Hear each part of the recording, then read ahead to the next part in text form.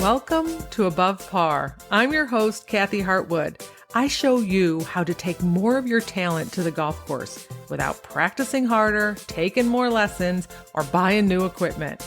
I show you how to end the frustration of underperforming so you can start playing to your potential. This is where you are going to learn how to think above par so you can play below par. Let's get to it. Hello, my golf friend. Welcome back to Think Above Par. I'm super happy you are here and listening, putting into use all the content that you hear here on this podcast that I share with you. It takes a little work. You got to piece it together. You got to be self-motivated. You got to be determined. You got to be curious and aware as you listen to this podcast. How can it apply to you? And then you got to put it to work. Now you get to learn how to self-coach. You get to learn how to notice the ways that you're getting in your own way. And from the notices and the message that I get, a lot of you are putting it to use and getting a lot of great results. So kudos to you for putting in the work. And so today I want to talk about commands, golf commands. And this topic actually came up in a private coaching call I had with Becky. So thank you, Becky, for letting me share this here. And it was so great because it was just the context of what we were talking about that triggered a lot of thoughts for me, so that I could provide more content to you, and it helped her pivot and shift. And it's something that actually, this was a paradigm shift for me that I hadn't really thought about in this way. So I want to share it with you. So a command, according to the dictionary, is to give an order to tell someone to do something in a forceful and official way. If we were going to have a command as a sentence, some of the characteristics of a command sentence would be that it's using a verb that is a bossy verb or an imperative verb, like go or stop or put.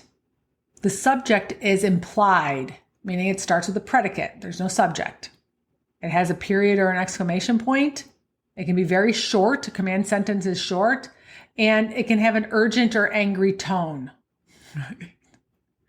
So I want to talk about the commands that you give yourself out on the golf course. The sentences you say in your head that use a bossy verb that may have an urgent or angry tone to them.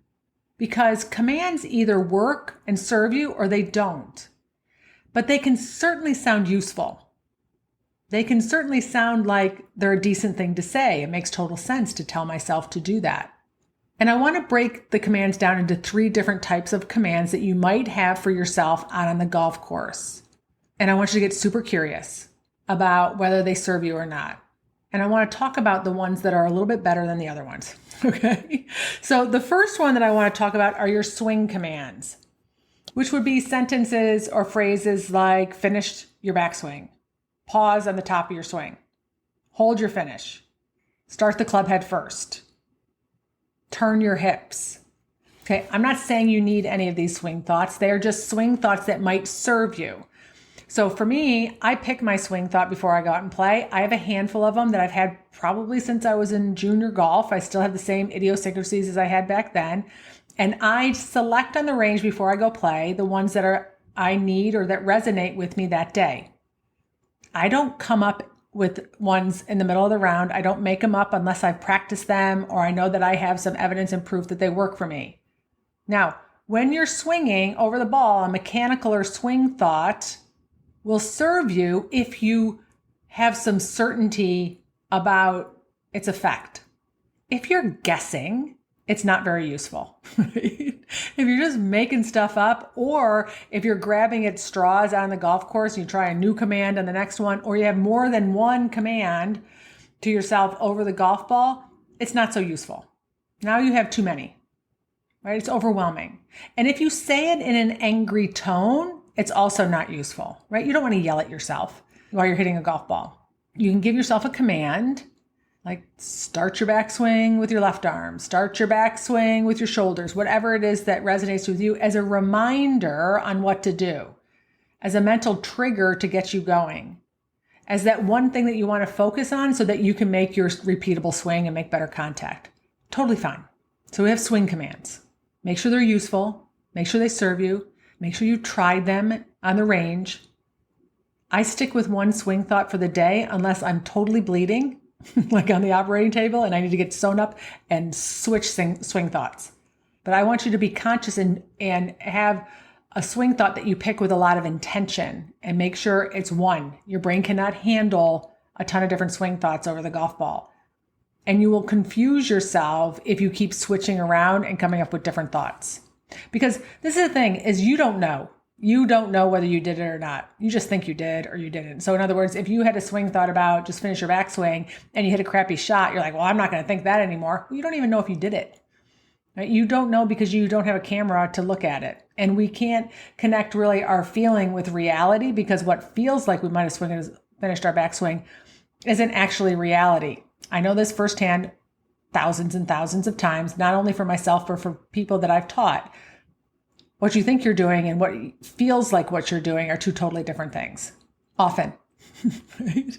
And sometimes we need evidence of the video camera to help us. So it's not useful to just quickly abandon and shift around to different swing commands in the middle of the round. So pick one on the range before you go out and play and stick with it. The other one that we do is result commands. So result commands will sound like make sure you get it to the hole, which is AKA for don't leave it short. Don't hit it in the trees. Don't leave it in the bunker. Get it out of the bunker. Don't hit it over the green. Don't make a 6. Get it out of the rough. Hit it in the fairway. Hit the green. Right? What we're doing is we're stating the result that we want in a command. We're ordering ourselves to do the result. Right? Now, if you know enough about what I talk about in this podcast, the result doesn't come because you ordered it to happen. The result happens because of the thoughts and the emotions you had that drove the actions that created the result. That's how you create the result. Now, one of the things that you really want to pay attention to on whether these commands on creating this result are going to, whatever the result is, are going to serve you or not, is if you said it to your playing partner, would it be kind and useful, and would they be calm or certain or confident? Right? So if you said to your playing partner before they hit a putt, make sure you get it to the hole, would that be useful to them? Would they say, you know what, thank you so much for reminding me. I almost forgot that I didn't want to leave it short. If you told them don't leave it in the bunker, would that be helpful for them over the golf ball? If you said hit it in the fairway or don't make a 6, don't mess up on this hole, hit it out of the rough, hit it over the water, would those be useful to your playing partner? And that's really a key to know if it's useful to say to yourself. So if it's not useful to say to your playing partner, why are we saying it to ourselves? Now, I'm not saying that every result command might not work for you. It might. Your indicator is how you feel. If you feel really confident and certain and determined and hopeful because you gave yourself a command about the result that you want to create, stick with it. Have at it. It's all yours. I'm not saying switch it. I am saying most of the time they end up putting a little bit of pressure or stress or worry or anxiety over us, over the shot. It is not calm, certain, or confident. It is not useful. Right? The reason you're giving yourself a result command is because there's a little fear behind it. It's a lack of understanding that actually the way to create result is to get yourself to a calm, certain, or confident state so that you can swing freely and think clearly. It's not to tell yourself to not leave it in the bunker, to scold yourself, especially if you're doing it with an urgent or angry tone. Now, with that being said, don'ts don't work. Anytime you're telling yourself don't do something as a command, super not useful. Your brain doesn't know don't or a negative anyway, so all it hears is leave it in the bunker. And you're putting your attention on the thing that you're trying not to do. So for instance, if you're saying don't hit it in the water, you just put your attention on the water. You turned your eyes to the water. If you were riding a bike on a trail and you told yourself, don't go off the ledge, which seems so sensical. It seems like the proper thing to do, but the problem is all you're going to focus on is not going over the ledge. Right? That ride is not going to be very smooth. You will probably get off your bike and start walking. I'm just saying, right? So we do this to ourselves on the golf course and we don't pay attention to it. Because it seems kind of like the right thing to do. Of course I don't want to go in the water. Why wouldn't I tell myself not to go in the water? Right? It's all about the emotion that it creates for you, the feeling. Are you in a place where you can swing freely, think clearly, or are you putting pressure on yourself? It's that simple. But those thoughts become little habits in our head. So I want you to decide if you're going to say it to a friend, is it useful? And would they say, thank you very much for telling me to do that? Right? Does it produce a positive emotion that is going to be useful and serve you to make your best swings? Or does it create a negative emotion? Does it create more pressure? And are you actually going to create a result from that command that is not positive? Meaning, if you say don't hit it in the water, you actually hit it in the water. If you say get it to the hole, make sure you don't leave it short, you actually ram it by. Like, are you producing the opposite result even? Okay, so those are result commands. And the negative ones just don't work. So listen for your don'ts. Okay, the third kind is feel commands. So feel commands are you telling yourself what to feel. Now, I believe and know that feel, sensory, touch, smell, sound, breathing, anything inside of your body that you're sensing is useful because you're not in the back part of your brain. It brings you up to your prefrontal cortex, right? So you're more in the present moment. You're more self-aware. You're feeling your body. I have lots of tools. I talk about all the sensory things to help you get back up into your prefrontal cortex. So basically what you're doing is you're commanding yourself to feel something, which is useful because you're putting your brain's attention now on your body or on your senses. That is going to bring you up to the front part of your brain where you think clearly. That's going to be in a place where you're going to be in a more calm space relative to your feelings. Okay, so feel commands would be listen for it to go in. Now, one of the stories that I tell is my brother won the Canadian Open. And this was years ago where you couldn't watch things on replay over and over again. So I found out that he won, but I had to watch it on tape delay. So when I was watching it, he had a 4-foot putt on the last hole to win. I was super nervous watching him and I already knew what the result was. So I was sweating watching him hit this putt. And then I got to talk to him later and I said, oh my gosh, you had like a 4-foot putt to win that tournament. What were you thinking over that putt? And he said to me, just listen for the ball to go in. Okay, so now this is a very simple, almost beginner type of thought that we can have about putting, especially if we're moving our head around a lot or if we're peeking. But it was so useful for him because he had played enough golf that he knows that when you're nervous, we have a tendency to peek. You have a tendency to look up. He also knew, or maybe he didn't know, but when he commanded himself to listen, he tapped into his earballs, right? He tapped into listening, which was going to take him out of the back part of the brain and into the front part of the brain where he was going to be able to be more present and internal and not focused on his stroke, not worried about the results, not worried about missing it. He was super focused on the task at hand, and that was listening for the ball to go in. Now, for sure, he practiced this and he knew that this worked, but it was also a feel command. So listen for it to go in is great over short putts. You might say, feel the club head, right? You've got to get inside of your body, inside of your hands to feel the weight in the head of the club. Tempo in anything, in full swing or in your short game, some command to focus on your tempo.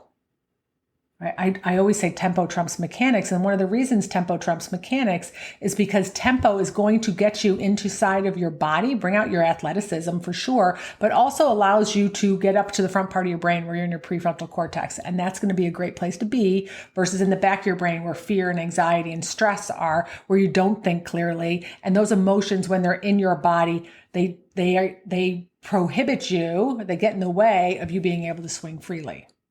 You might go to visual, which is picture the shot. Some people can tap into visualization easier than other people. I think it's one of those things you can practice and get better at it, but you might picture the shot or picture the putt or picture the chip. That's a useful thing to get up into the front part of your brain. Count to 3. You could tell yourself as a command, count to 3, count to 4, whatever you want. In your swing, you're focusing on the counting, which basically is a tempo type of count, right? It has a rhythm to it, a beat to it. You might also say back and through, where you're visualizing a metronome. That's a common feel command. Or you might say tick tock, right? I used to give this to all Students with chipping so they could get a better tempo. When they were focusing on TikTok versus hit the ball, they did so much better in chipping. Same thing with putting. But those work, doesn't matter what level you're at, whether you're a beginner golfer or you're an advanced golfer, just like the feel thought that my brother used on the tour for listen for the ball to go in. So those are your 3 major commands that you can give yourself. Some serve you and some don't, right? So you got the swing commands about what you're telling yourself to do. Don't use a negative command like don't sway. That's not useful. You tell yourself rather to turn or turn your hips, but don't give yourself a negative command on what not to do. Then you have your results commands. These typically are not useful. I am going to scan my brain for some that are useful, but I don't know very many. And the only way you really know, to be quite honest, or maybe they're not useful for me, they might be useful for you. This is why I said you want to make sure you're tapping into how that command resonates with you. And if you like it and it's working and you are getting good results with it, stick with it by all means. And then you have your feel commands, and those would be my favorite ones for you to use out on the golf course. So when you have some self-talk to yourself over the golf ball or before a shot or after a shot, that you know that you're going to get some traction with it and create some positive results. Okay, so what I want you to do is start listening for the commands that you give yourself out on the golf course. Decide which command they are. Make sure they're not negative because those rarely work. And if you can't decide if it's useful or not, just ask yourself, if I said this to my playing partner right now, would they thank me? Would they say, thank you so much? That was so useful. All right, my friends, golf commands. Start paying attention. Find ones that serve you out on the golf course. All right, my friends, have a beautiful week, and I'll talk to you next Wednesday.